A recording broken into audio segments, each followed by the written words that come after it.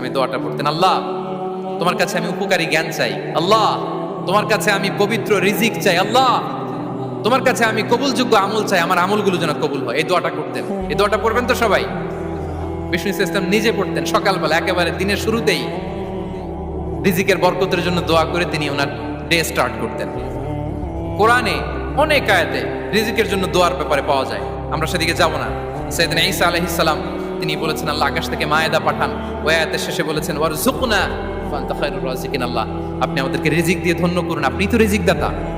আল্লাহ নবী ইব্রাহিম আলাইহিস সালাম তিনি দোয়া করেছেন রব্বি জাআল হাযা বালাদান আমিনা ওয়ারযুক আহলাহু মিনাস সামারাত, আল্লাহ এই জনপদকে মক্কাকে আপনি পবিত্র নগরী, এই নগরীকে আপনি নিরাপদ নগরী করুন, আর এই নগরীর অধিবাসীদেরকে আপনি ফলমূল দিয়ে রিজিক দান করুন। তাহলে নবীরা তারা স্বয়ং রিজিকের দোয়া করেছেন। আমরা যেন রিজিক প্রাপ্তির জন্য, রিজিকে বারাকার জন্য আল্লাহ তাআলার কাছে